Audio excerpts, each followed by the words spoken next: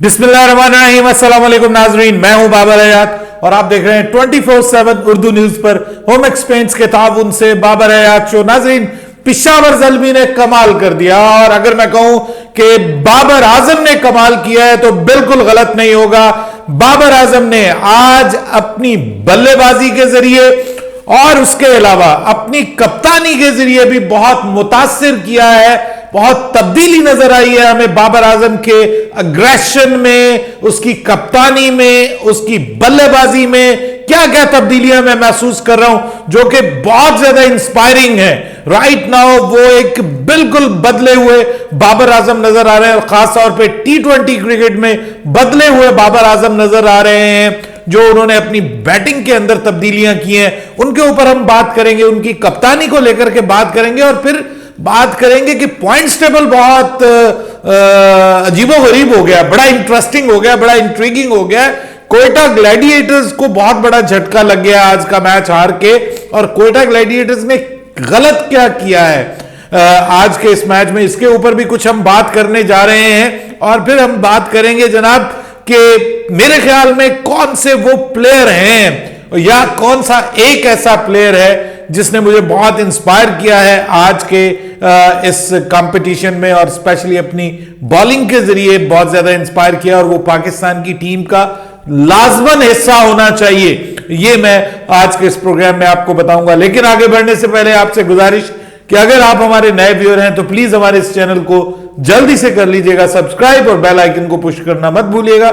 मुझे फॉलो कीजिए इंस्टाग्राम पे @बाबर-हयात-शो और हमारे पेज को फेसबुक पे लाइक कर लीजिएगा। तो जनाब, आज पेशावर ज़ल्मी और कोयटा ग्लैडिएटर्स के दरमियान एक मेक और ब्रेक वाला मैच था। यानी ये मैच आज ऑब्वियसली दोनों टीमों के लिए जीतना बहुत जरूरी था, लेकिन पेशावर के लिए तो बहुत ही जरूरी था क्योंकि पेशावर के पास मार्जिन बहुत कम था। उनके पास टोटल 2 मैचेस रह गए थे जिसमें से एक मैच वो आज खेल रहे थे और आज अगर वो मैच ना जीतते तो 9 पॉइंट्स के ऊपर ही उन्होंने रह जाना था और फिर उनके लिए आखिरी मैच जीतना बिल्कुल 100% लाजमी हो जाना था। अगर वो हार जाते तो वो टूर्नामेंट से बाहर हो सकते थे।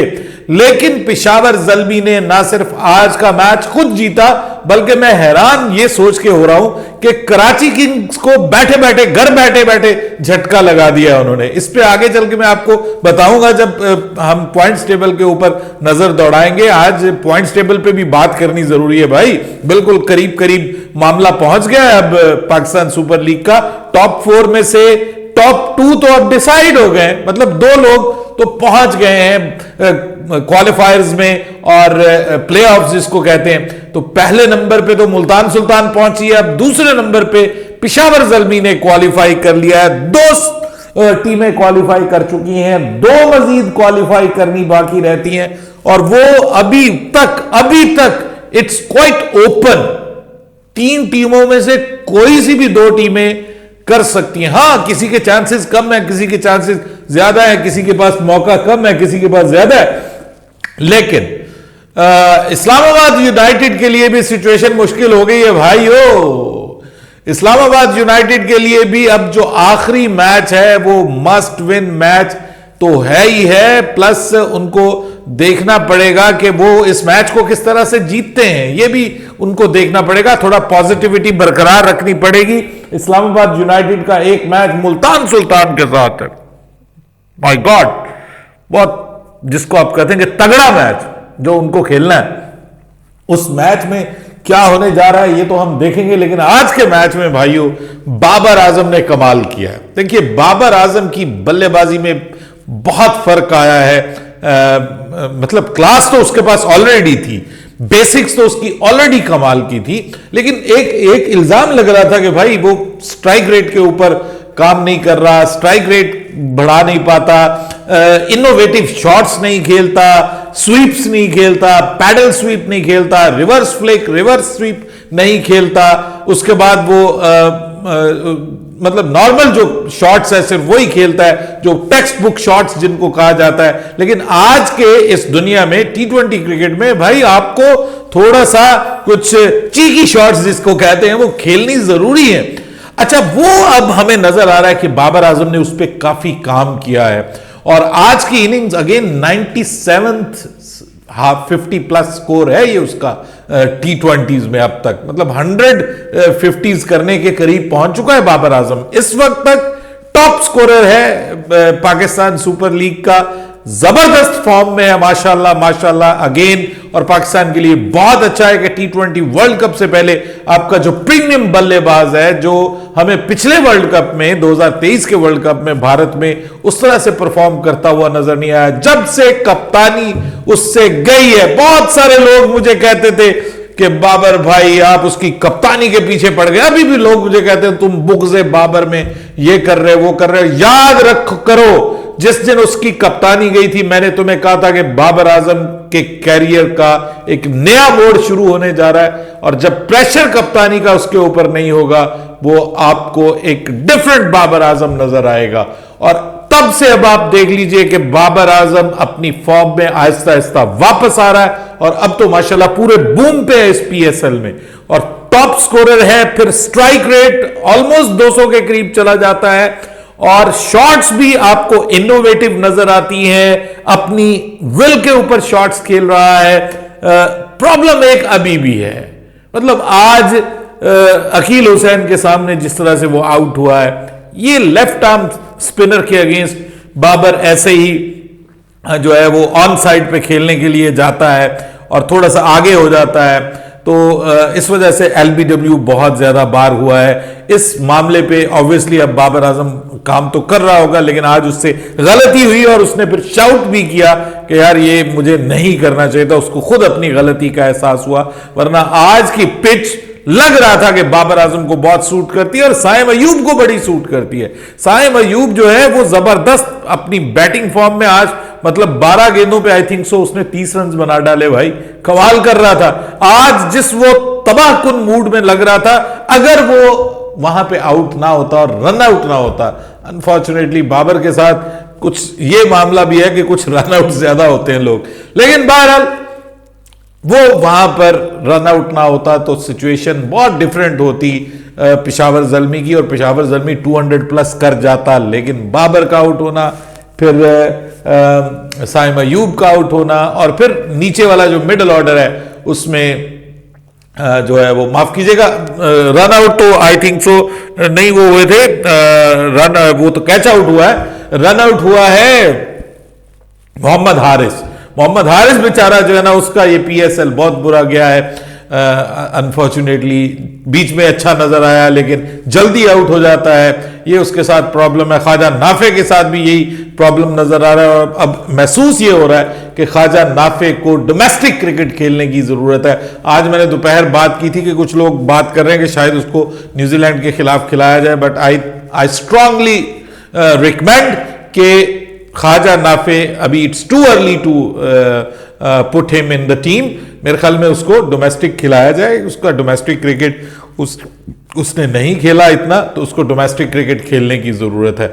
बहरहाल अब बाबर आजम ने कप्तानी बहुत शानदार की है, दूसरा पहलू इस गेम का, बड़ा अग्रेसिव वो लुक में नजर आए हैं, फील्ड में बड़ी वो आपको एक्टिव नजर आए हैं। नॉर्मली पाकिस्तान की टीम में ऐसे जब कप्तानी करते थे ऐसे एक्टिव नजर नहीं आते थे, बड़े एक्टिव नजर आए हैं, खिलाड़ियों के साथ जाके कम्युनिकेट करते हुए नजर आए हैं, फील्ड को बड़ा जबरदस्त उन्होंने मार्शल किया है। कमाल, आज कप्तानी भी बहुत जबरदस्त, भाई जो तारीफ होगी मैं वो जरूर करूंगा। बहुत सारे लोग मुझे कहते हैं तुम बुग़्ज़े बाबर में ये करते हो वो करते हो, बट अगर वो अच्छा करेगा तो मैं जरूर अच्छा करूंगा कहूंगा, बुरा करेगा तो बुरा कहूंगा, मैं ऐसा ही हूं, ठीक है, ऐसा ही हूं, मैं हक बात करता हूं। बहुत सारे लोगों को बुरी लगती है, मुझे पता है, मैं पागल थोड़ी हूं। पाकिस्तान में इस वक्त सबसे ज्यादा जिस बल्लेबाज को पसंद किया जाता है वो बाबर आजम है, तो मैं मतलब पागल तो नहीं हूं कि मैं उसके खिलाफ ऐसे ही बात करके तो आप लोगों को नाराज करूं। बाबर आजम आउट होता है, आधा स्टेडियम उठ के चला जाता है, मुझे नहीं पता, मुझे भी पता, मैं बच्चा नहीं हूं, लेकिन बात यह है कि अगर आप ऑनेस्टली बात करेंगे तो बहुत सारे लोग आपको पसंद नहीं करेंगे, लेकिन जिस बंदे की जिंदगी का मकसद हो कि मैंने बरकरार रखना है अपना एक लेवल ऑफ ऑनेस्टी, तो वो फिर मजबूर है। मैं अपनी आदत से मजबूर हूं, रह नहीं सकता। बहरहाल आज उसने बैटिंग में भी जो इंप्रूवमेंट लेके आया, सब लोग उसकी तारीफें कर रहे हैं कि भाई वो जो नेट रन रेट का उसके ऊपर मामला था वो भी अब खत्म कर दिया उसने। कप्तानी में भी मुस्तकिल इंप्रूवमेंट आ रही है और ये बड़ी जीत मिली है पिशावर ज़ल्मी को। बहुत बड़े मार्जिन से 120 पे आप आउट कर देते हैं। ये क्वेटा ग्लैडिएटर्स के लिए बहुत बड़ा झटका है और कहीं अगर नेट रन रेट का मामला आ गया तो क्वेटा ग्लैडिएटर्स बहुत मुश्किल में पड़ जाएगी, क्योंकि ये प्रॉब्लम है। अच्छा, मैंने आपको कहा था कि मैं अपना एक ऐसा प्लेयर बताऊंगा कि जिसने मुझे बहुत इंस्पायर किया है और वो पाकिस्तान टीम में होना चाहिए। उसका नाम है मेहरान मुमताज। मैं पहले भी उसके ऊपर बात कर चुका हूं। लेफ्ट आर्म स्पिनर है, बल्कि वो तो मुझे लगता है मीडियम फास्ट बॉलर है, क्योंकि वो 100 किलोमीटर पर आवर से ज्यादा की स्पीड से स्पिन बॉल करवा रहा है और उस पे वो उसको टर्न भी मिल रही है भाई, उसको टर्न भी मिल रही है और he is among the wickets all the time and he can bat as well at number 8 and number 9। Spin bowling all-rounder है वो, मतलब बॉलिंग ऑलराउंडर है, नॉट अ बैटिंग ऑलराउंडर। तो आपके पास आमिर जमाल की शक्ल में अगर एक फास्ट बॉलिंग ऑलराउंडर है जो कि लकीली बहुत अच्छा परफॉर्म कर रहा है इस वक्त, तो आपके पास एक स्पिन बॉलिंग ऑलराउंडर की ऑप्शन भी मौजूद है। मोहम्मद नवाज और इमाद वसीम दोनों आउट ऑफ कलर नजर आए। इमाद वसीम ने तो वैसे ही रिटायरमेंट का ऐलान कर दिया है, तो Mehran Mumtaz won't be a bad choice at all guys. उसको कंसीडर कीजिए पाकिस्तान टीम में। बड़ा अच्छा लड़का लगा मुझे, वो अपने एटीट्यूड से भी, फील्डिंग भी बहुत अच्छी करता है, सो उसको जरूर कंसीडर करना चाहिए। कोयटा से क्या गलत हुआ रे भाई, सैफी भाई को बाहर बिठाओगे तो ये कप्तान आपने चेंज तो कर दिया, कप्तान चेंज करना भी आपको रास नहीं आया। रायली रूसो के बारे में बात हो रही है कि इसको बाहर करके 12वां खिलाड़ी बना दो। अरे भाई, अकेली कप्तानी क्या करनी जब आप परफॉर्म ही नहीं कर रहे। कोयटा कराची किंग्स के शान मसूद के साथ ये मसला है, कोयटा ग्लैडिएटर्स के रायली रूसो के साथ मसला है। उसके बाद आप उमैर यूसुफ को खिला रहे हो पहला मैच, वो भी तब जबकि बहुत इंपॉर्टेंट आप मैच खेलने जा रहे हो। सरफराज को बाहर करके लॉरी एवंस को टीम का हिस्सा बना लिया है अचानक आपने। उसके बाद ख्वाजा नाफे को चांसेस दिए जा रहे हो भाई, कुछ किसी और को मौका दो। आज पिशावर ज़ल्मी खुर्रम शहजाद को लेके आया और उसने परफॉर्म करके दिखाया।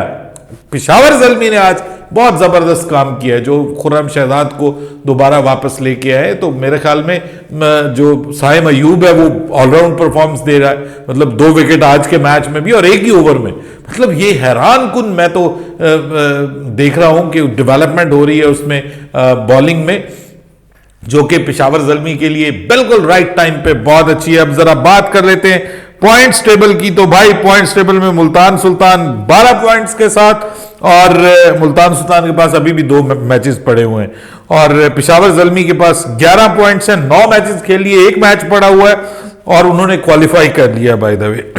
इस्लामाबाद यूनाइटेड के पास 1 मैच है, 9 पॉइंट्स हैं। जीतेंगे तो क्वालिफाई करेंगे, नहीं जीतेंगे तो क्वालिफाई नहीं करेंगे। कोयटा ग्लैडिएटर्स 9 पॉइंट्स, मैच 2 पड़े हुए हैं इनके पास, इनको 1 मैच चाहिए क्वालिफाई करने के लिए। और उसके बाद कराची किंग्स जो हैं 2 मैचेस हैं, दोनों जीतने भी जरूरी हैं।